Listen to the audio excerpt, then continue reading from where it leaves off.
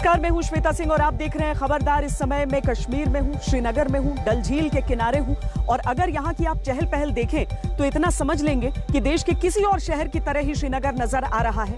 धारा 370 हटने के 2 साल बीत चुके हैं और उसके बाद की जो स्थिति है उसका आकलन जरूरी हो जाता है और इसीलिए आज हम इस जगह पर मौजूद हैं। लेकिन सबसे पहले हम खबरों को जरा खबरदार के लेंस से देख लेते हैं क्योंकि दिन भर बहुत कुछ हुआ है। अगर हम ओलंपिक्स को ही देख लें तो जो चीजें हमारे सामने हैं सबसे पहले उस पर एक नजर डालते हैं। आज भारत के लिए मिली जुली फीलिंग वाला दिन था।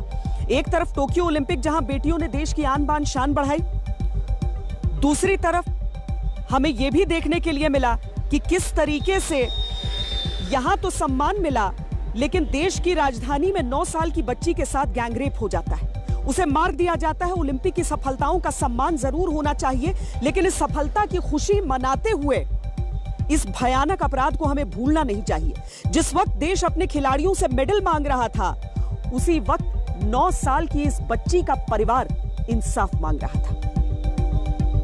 5 अगस्त की तारीख कश्मीर की नब्ज से जुड़ी तारीख है। अनुच्छेद 370 को हटे हुए 2 साल हो रहे हैं। ऐसे में देखना जरूरी है कि अब कश्मीर का हाल क्या है, कश्मीर में क्या बदलाव हुए हैं। विकास का अगर वादा किया गया था तो क्या उस विकास की शुरुआत हुई है? क्या कश्मीर पहले से ज्यादा कॉन्फिडेंट है, ज्यादा खबरदार है? इन सवालों के जवाब जानने के लिए ही हम कश्मीर में हैं। आज आपको अपनी रिपोर्ट के जरिए हम बताएंगे कैसे कश्मीर के प्रतीक बदल रहे हैं। और शुरू में ही आपको एक्स्ट्रा खबरदार कर देते हैं। भारत के पहले स्वदेशी एयरक्राफ्ट कैरियर INS विक्रांत ने आज अपना पहला समुद्र परीक्षण किया। यह देश में बना सबसे बड़ा युद्धपोत है। INS विक्रांत का वजन 40,000 टन है। इस प्रोजेक्ट की कीमत करीब 24,000 करोड़ रुपए है। इसके समुद्री ट्रायल के वीडियो ने आज देश का दिल खुश कर दिया। इसी नाम वाले युद्धपोत ने 50 साल पहले 1971 के युद्ध में अहम भूमिका निभाई थी। ऐसे में हमारा स्वदेशी एयरक्राफ्ट कैरियर 1971 की जीत का एक प्रतीक भी अपने साथ लेकर बढ़ रहा है।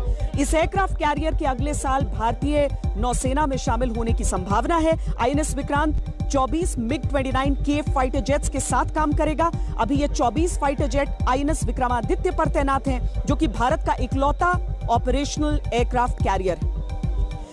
लेकिन खबरदार में आप सबसे पहले ये समझिए कि हार क्या होती है। आज मुमकिन है आपने लवलीना की हार को देखा होगा, आज मुमकिन है कि आपने हॉकी टीम की भी हार को देखा होगा। इस हार से आपका दिल जरूर टूटा होगा लेकिन असली हार क्या होती है? असली हार को समझना है तो 9 साल की उस बच्ची के परिवार के दर्द को समझना होगा।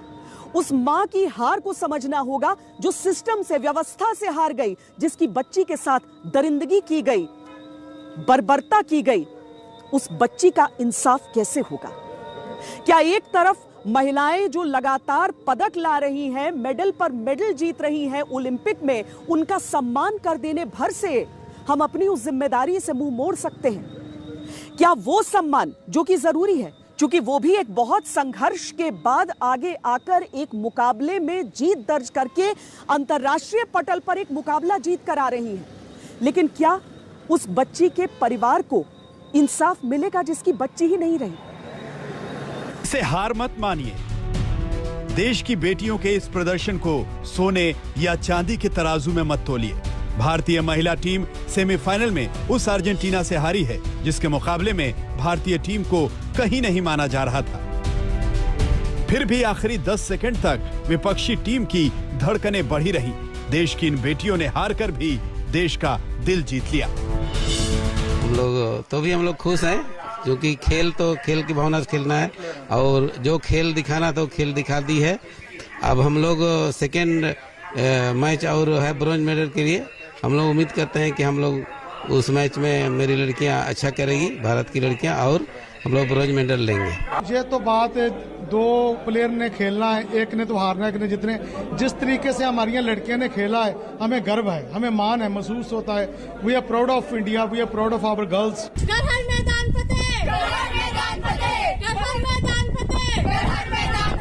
आज की नारी सब पे भारी। इन बेटियों के माता पिता की तरह पूरा देश गर्व का एहसास कर रहा है। माँ पागल हो रही है बच्ची के लिए, लेकिन साथ ही इस माँ के दर्द को भी महसूस करिए जिसके आगे ओलंपिक हॉकी सेमीफाइनल में हार का दर्द कुछ भी नहीं। बेटा नहीं है, माँ पागल हो रही है बच्ची के लिए, माँ पागल हो रही है बच्ची के लिए। मेरा बेटा को नहीं है, मेरा बेटा नहीं है, मोर बेटा नहीं, मेरा बेटा नहीं है, मेरा एक ही लाल, एक ही बच्चा हो। शाबाश सिंधु, शाबाश चानू, शाबाश लवलीना, शाबाश महिला हॉकी टीम। ये वो बेटियां हैं जिनका जितना सम्मान किया जाए कम है, लेकिन ये जिस देश की बेटियां हैं, उस देश की राजधानी में एक परिवार सड़क पर बैठा है जिसकी 9 साल की बच्ची से रेप के बाद हत्या कर दी गई। बाकी इन्वेस्टिगेशन में अभी तक पीएम हो पाया है और जो एक्यूज्ड हैं उनको पकड़ लिया गया था, अरेस्ट कर लिया गया था, उनको जुडिशियल कस्टडी में भेजा जा चुका है। हॉकी सेमीफाइनल हो या बैडमिंटन या फिर बॉक्सिंग रिंग, देश की बेटियों ने अपने प्रतिद्वंदियों से डटकर मुकाबला किया, लेकिन देश की एक मासूम बेटी एक साथ 4 दरिंदों का मुकाबला नहीं कर पाई। सियासत की बेशर्मी देखिए कि इस घटना पर सियासत में शर्तें लगाई जा रही। Sad story. A 9-year-old girl, yes, she was a Dalit, who has been gang raped. Shouldn't the Home Minister of India come here and answer the questions? What is wrong with you? We are opposition. What will we do? We will just sit there and say we will discuss. You come here, come tomorrow at Parliament. ये हमारे देश की सियासत का चेहरा है, जहां Olympic में अपने दम पर देश के लिए मेडल लाने वाली बेटियों को सम्मानित करने में भी सियासत चमकाई जाती है। और जब देश की बेटियों के साथ दरिंदगी की हदें पार होती हैं, तो सियासत की शतरंज खेली जाती है। सत्ता और विपक्ष के बीच शह और मात की चालें चली जाती हैं। हिंदुस्तान को भी सरकार और राजनीति के हिसाब से बांट करके दलितों की राजनीति को आगे बढ़ाएंगे, ये बहुत दुखद है। बंधुगण, मैं कुछ आंकड़े आपके सामने रखने वाला हूं, उसके बाद कुछ सवाल राहुल गांधी जी से भी करूंगा। राजस्थान पे आते हैं। कांग्रेस शासित राज्य है राजस्थान। एनसीआरबी के रिकॉर्ड के हिसाब से, जो डाटा एनसीआरबी देती है उसके हिसाब से राजस्थान देश का पहला स्थान है, शीर्ष पर है जहां तक बलात्कार का संबंध है। पिछले 6 महीनों में बलात्कार के आंकड़ों में 30% वृद्धि हुई है राजस्थान में। साल 2020 में 13,750 केस दुष्कर्म अर्थात बलात्कार के राजस्थान में हुए। गर्व होता है हम उस देश के वासी हैं जहां की बेटियां ओलंपिक में नाम कमा रही हैं, लेकिन शर्म भी तो आती है ना कि हम उस देश के वासी हैं जहां बेटियों के साथ दरिंदगी की हदें पार हो जाती हैं और सिस्टम देखता रह जाता है। तो गर्व जरूर करिए कि देश की बेटियां ओलंपिक में मेडल ला रही हैं, लेकिन याद रखिए कि उसी देश की एक बेटी और भी थी जो कि देश के लिए मेडल ला सकती थी, वो भी देश का नाम दुनिया में चमका सकती थी, लेकिन अफसोस अब उसकी हत्या पर सियासत चमकाई जा रही है। दिल्ली से अरविंद ओझा के साथ आज तक ब्यूरो। देश की बेटियां जब मेडल लेकर आती हैं तो गर्व होना चाहिए, उन्हें सम्मान क्यों नहीं देना चाहिए? आखिर एक लंबे संघर्ष के बाद, खून पसीना एक करने के बाद वो ये मेडल हासिल कर पाती हैं। लेकिन अगर किसी छोटी सी बच्ची के साथ इस तरह की वारदात होती है तो क्या सरकार को शर्म नहीं आनी चाहिए? क्या सिस्टम को पानी पानी नहीं हो जाना चाहिए? और इसके साथ ही उस सियासत को भी नहीं सोचना चाहिए कि अगर कोई जाति अलग हो जाती तो क्या उस 9 साल की बच्ची को कम दर्द होता? सियासत, सियासत और सिर्फ सियासत। इन्हें शर्म नहीं आती, सिर्फ सियासत आती है।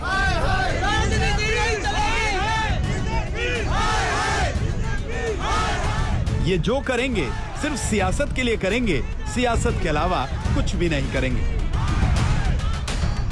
9 साल की बच्ची की दरिंदगी के बाद हत्या, सियासत की ऐसी छीना झपटी मची है मानो नेतागणों की बेशर्मी की कोई हद ही नहीं बची।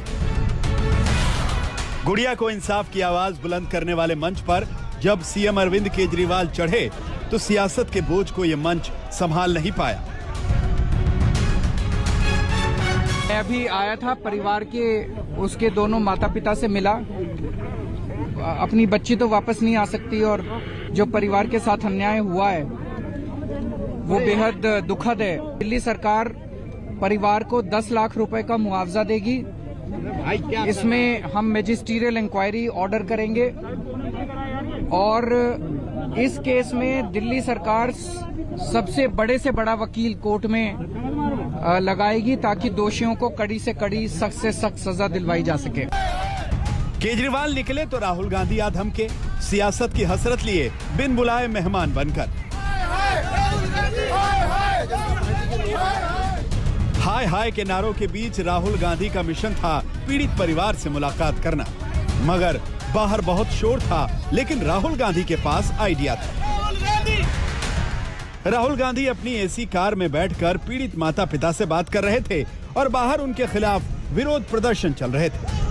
राहुल गांधी अभी भी देख पा रहे हैं, जो ये कार है, इस कार में जो पीड़ित बच्ची है उसकी मां से मुलाकात कर रहे हैं, जो पिता है उससे मुलाकात कर रहे हैं। और इन सब के बीच कुछ लोग ऐसे भी हैं जिन्होंने, खासकर लोकल लोग, जिन्होंने राहुल गांधी का विरोध किया।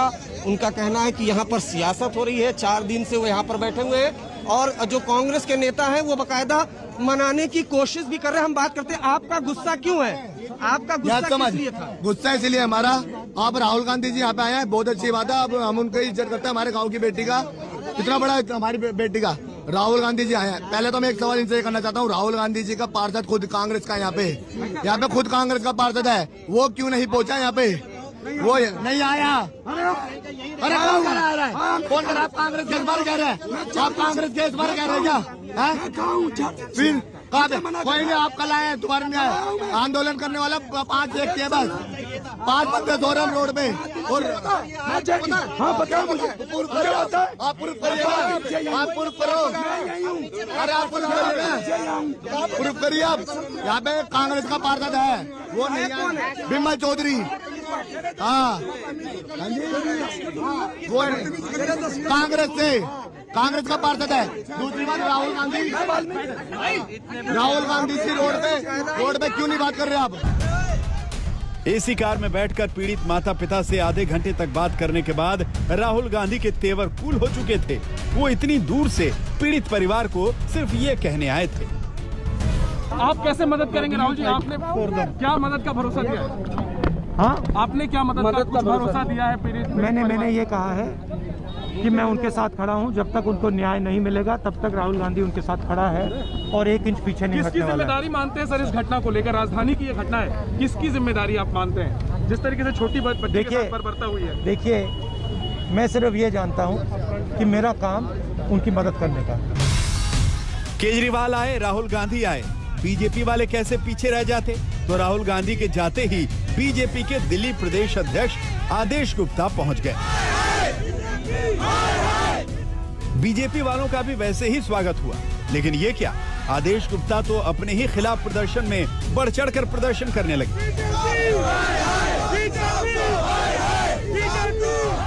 अपने खिलाफ हाय हाय के नारों को एंजॉय करना भी आला दर्जे की सियासत को दर्शाता है। भारी विरोध के बावजूद वो मंच पर पहुंचने में कामयाब हो ही गए और जाते जाते बता गए कि वो आखिर करने क्या आए थे। पहली बात हम परिवार के साथ संवेदना व्यक्त कर रहे हैं। भारतीय जनता पार्टी एक परिवार के साथ खड़ी है। गुड़िया के साथ नाइंसाफी हुई है, जघन्य अपराध किया है और जिन्होंने अपराध किया है उनको पुलिस ने गिरफ्तार किया। उनके खिलाफ सख्त से सख्त कार्रवाई होनी चाहिए, दोषियों को सजा मिलनी चाहिए। 15 दिन के अंदर निष्पक्ष जांच होकर फास्ट ट्रैक कोर्ट में मुकदमा चलाया जाना चाहिए, ऐसी भारतीय जनता पार्टी की डिमांड है। और आज जो परिवार, पीड़ित परिवार है, उनसे हम लोग मिले हैं। भारतीय जनता पार्टी पीड़ित परिवार और पूरे समाज के साथ है। कोई पैसा दे रहा है, कोई भरोसा, कोई संवेदनाएं दे रहा है, लेकिन पीड़ित परिवार को जो चाहिए, क्या उसे वो मिलेगा? न्याय चाहिए मुझे, मेरी बेटी का न्याय चाहिए। जल्लादों को फांसी दो, फांसी दो, जल्लादों को फांसी दो। मेरी बेटी को न्याय चाहिए, मुझे न्याय चाहिए। नेता आए और चलते बने, नेता फिर आएंगे, फिर चलते बनेंगे। नेता इन्हें भूल जाएंगे और ये परिवार अकेला रह जाएगा अपनी बेटी की इंसाफ की लड़ाई लड़ने के लिए, क्योंकि किसी उद्घाटन का फीता काटना और पीड़ित परिवार के प्रति संवेदना जताना ये नेताओं के रोज का काम है। दिल्ली से मौसमी सिंह और अरविंद ओझा के साथ आज तक ब्यूरो। देखिए, नेता है, नेतागिरी ही करेंगे। सियासतदान अपनी सियासत नहीं चमकाएंगे तो और क्या करेंगे। लेकिन जब जब सियासत होती है तो इस तरह के मामलों में बड़ा मुद्दा कहीं पर भटक जाता है। सिर्फ नाराजगी सियासत से नहीं है, बल्कि उस पुलिसिया एक्शन से भी है। परिवार ने यह आरोप लगाया है कि दिल्ली पुलिस ने इस पूरे मामले को शुरुआत में बहुत हल्के में ले लिया, हल्की धाराएं लगाकर रफा दफा करने की कोशिश की। ऐसे में उस मां की पीड़ा समझिए, जिसका आरोप यह भी है कि उसकी बेटी के शव को जबरदस्ती जला दिया गया। मेरी बेटी रानी 5:30 बजे पीछे तानू सही थी। तब इसके पापा जी गए थे सब्जी लेने, मैं गई थी, घर आ गई, पीर बाबा पे थे, घर आ गई थी। तो पंडित जी हमारे समाज भैया ने पूछ रहा कि लड़की की माँ देखी है, लड़की की माँ देखी है, कि लड़की की माँ तो पीर बाबा पे है। यहाँ थोड़ी कमरा पे नहीं रहती, वो तो सारे दिन वहीं रहती है। रात को आती है 8 बजे 9 बजे आती है। मैं माँ ठाड़ी थी तो मैं बुलवाई, पंडित ने लाल सूट पहन रखा, जीव इसकी माँ है, इसको बुला के लाओ। तो बोले कि तेरी बच्ची की माँ नहा भाई, कि आपको पंडित जी बुला रहे हैं। मैं गई थी भीतर, बिना पामन चली गई थी। तब ने बोली कि तेरी लड़की खत्म हो गई। मैंने कैसे मेरे बच्चे खत्म हो गई है, मेरे बच्चा कैसे खत्म हो गई? कि तेरी लड़की करंट में पकड़ लाई। वो बताओ मैंने कि मेरे बच्चा क्या होगा, करंट में पकड़ लाई तेरी बच्ची। तो मैं बोली कि मैंने कि मेरे बच्चा को मैं 100 नंबर पर कॉल करके पुलिस बुलाती हूँ, पुलिस के हवाला करके मेरी बच्ची को हॉस्पिटल ले जाऊंगी। तो पंडित बोला तू कूड़ा चुकती है, तू पीर बाबा पे भीख मांगती है, तू केस के काज पैसे खाते लाएगी, कहाँ तू लकड़ी को तू पैसा पैदा नहीं तो तू खाते लाएगी। मैंने के भैया मैं लकड़ी को लाऊं, चाहे मैं केस को पैसा लाऊं, चाहे मैं कछु के लाऊं, मैं कोर्ट लड़ूंगी। नहीं, आपने अपनी बच्ची को उस वक्त उसको जलाया नहीं गया था, तब देखा था आपने? बच्ची जली नहीं, मैं जोनू मैंने ब्रेंच पे देखी है, मेरी बच्चा लेटी हुई लेटी है। अच्छा, लकड़ी वाली ब्रेंच पे न बच्चा मेरी लेटी है। आप देख रहे हैं खबरदार। और अब हम बात कश्मीर की करते हैं, चूंकि 2 साल बीत गए हैं, धारा 370 के खत्म हुए, अभी क्या हालात हैं हर व्यक्ति जानना चाहता है। या यूं कहें कि कश्मीर का आकलन तो हर 1 महीने, पूरे साल और अब 2 साल बाद सब किया जा रहा है, क्योंकि एक ऐसी अस्थायी धारा थी जिसके हटने पर सियासत छिड़ गई। और 1949 में भारत के संविधान में जिस अनुच्छेद को जोड़ा गया था, उसने किस तरीके से देश की राजनीति को 70 वर्षों तक उलझाए रखा। आज 5 अगस्त की पूर्व संध्या पर यह समझना बहुत जरूरी है कि कश्मीर क्या सोच रहा है। कि बहुत ज्यादा प्लेटफॉर्म्स बन रहे हैं। नया कश्मीर केवल एक नारा नहीं है, एक हकीकत है। और वो आप कश्मीर की बदलती फिजाओं में देख सकते हैं कि किस तरीके से ये केवल एक क्लास नहीं चल रही है, ये आप समझ लीजिए कि रूढ़ियों को, एक ऐसी नैरेटिव को तोड़ने का प्रयास भी यहां पर चल रहा है जो पूरे देश को और पूरी दुनिया को देखने की जरूरत है। अनुच्छेद 370 के खत्म होने के 2 साल बाद जहां आपको लगता कि शायद सुरक्षा की व्यवस्था बढ़ाई जा रही होगी, सुरक्षा तो है, सतर्कता तो है, लेकिन तैयारियां जश्न की भी।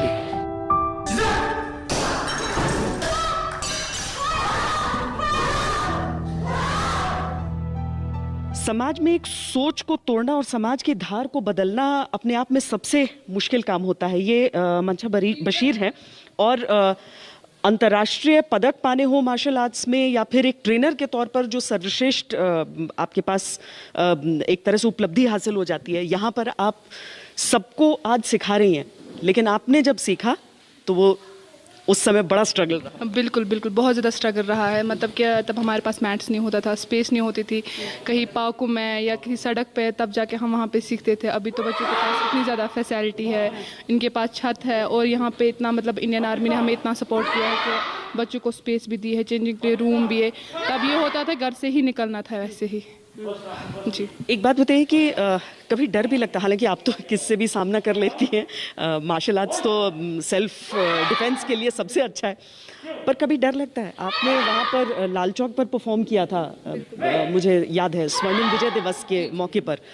मन में ये आया था या ये आया था कि हम देश का हिस्सा हैं और हम कर रहे हैं? बेसिकली मैं डाउनटाउन से ही बिलोंग करती हूँ, तो ये है कि मतलब लोगों की बातें होती है डाउनटाउन में, ऐसी तो गर्ल्स बाहर नहीं निकल सकती, बट ये प्राउड था कि मुझे इंडिया के लिए मेडल लाना है, तो वो मैंने कर दिया है। क्योंकि मैंने वहाँ पे इंटरनेशनल में गोल्ड मेडल लाया, अपने लिए लाया, स्पेशली अपने देश के लिए लाया है, क्योंकि मुझे हमेशा से यही है कि मुझे इंडिया को प्राउड फील करना है। तो मैं बिल्कुल नहीं डरती हूँ। अगर मुझे अभी भी बोलेंगे, यहाँ तक कि मेरे सारे स्टूडेंट भी है, हमने घंटाघर के पास हिस्ट्री है कि हमने वहाँ पे डेमोन्स्ट्रेशन हिंदुस्तान का फ्लैग चढ़ाया है वहाँ पे, तो हम चाहते बार बार ऐसा हो, और मैं प्राउड फील करती हूँ।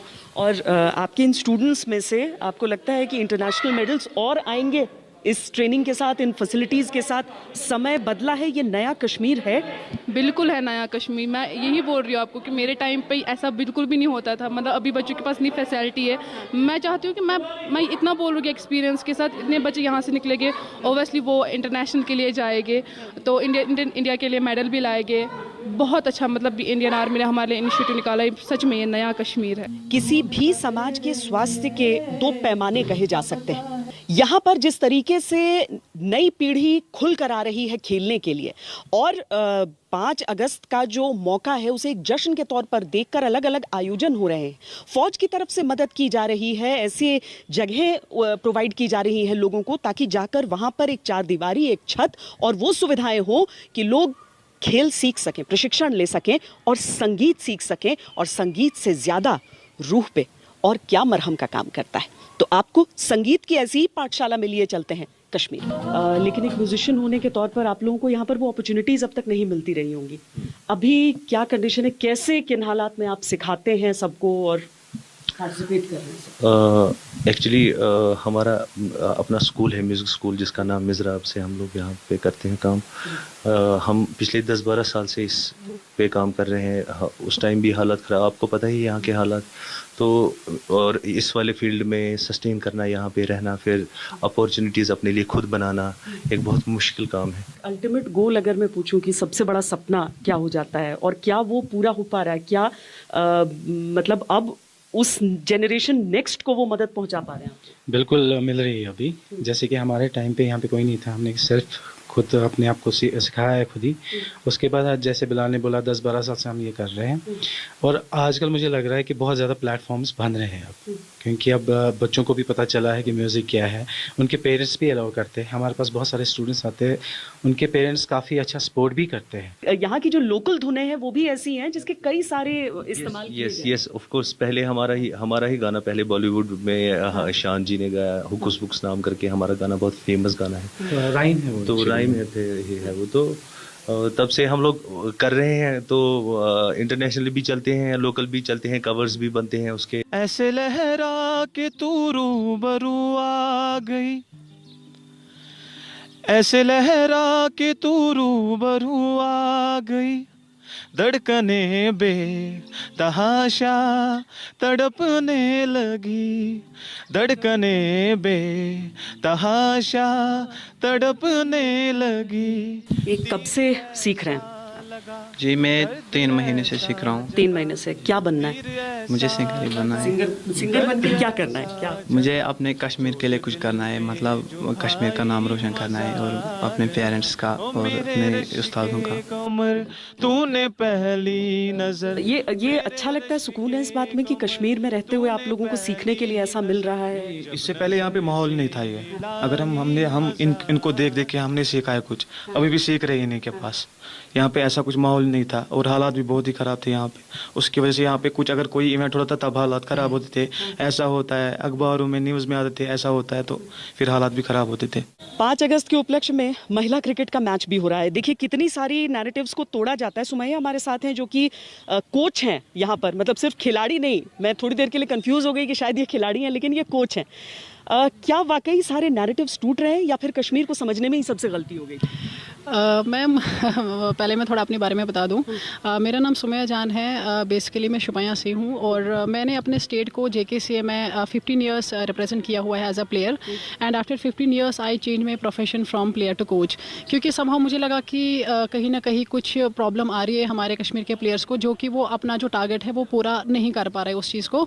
तो फिर मैंने सोचा कि चलो जो सपना मेरा पूरा नहीं हुआ, अब मैं बच्चों को ही ट्रेन करूँ तो ताकि वो थोड़ा सा आगे जाए। इनफैक्ट मेंस क्रिकेट भी अगर हम देख लें, देखिए एक तरफ तो कश्मीरी विलो होता है जो कि दुनिया भर में फेमस है, बिजबिहारा का वो इलाका भी हो जाता है जहाँ पर कश्मीरी विलोज भी हैं और परवेज़ रसूल भी है जहाँ से, लेकिन अभी भी वो एक बैरियर है जो तोड़ना बच जाता है। आपको लग रहा है लेकिन वो आपके सामने है, अब विद इन रीच है? मैम देखिए, अगर मैं दिल की बात कहूँ तो मैं अपनी कामयाबी को हर दिन हर रात में मैं सपने में देखती हूँ, क्योंकि मैंने जितने भी मतलब मीडिया से मैंने अभी तक बात की है, मैंने गवर्नमेंट से मिलने की कोशिश की है, मैंने एडमिनिस्ट्रेशन से बात की है, मुझे जो हर बार जो फर्स्ट सेकंड मीट में जो मुझे रेस्पॉन्स मिलता है, मुझे अपना फ्यूचर मतलब इतना क्लियर दिखता है कि जो बचपन से मेरा सपना था।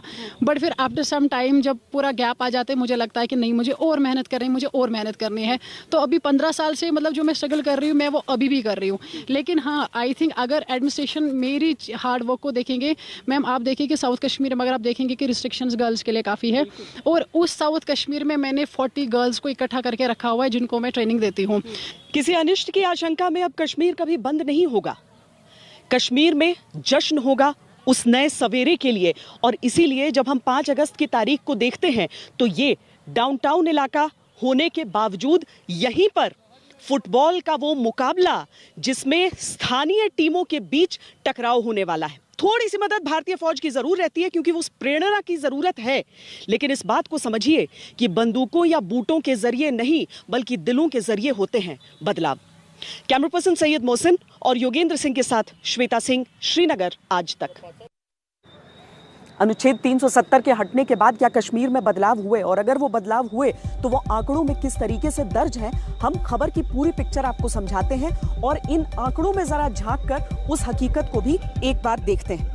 जनवरी से जुलाई के बीच के आंकड़ों में 2019 में पत्थरबाजी की 618 घटनाएं हुई थी, लेकिन 2020 में जनवरी से जुलाई के बीच ये घटनाएं घटकर 222 रह गई। 2021 में जनवरी से जुलाई के बीच पत्थरबाजी की घटनाएं सिर्फ 76 हुई, यानी 2021 के 7 महीनों में 2019 के 7 महीनों के मुकाबले 88% पत्थरबाजी की घटनाएं कम हुई।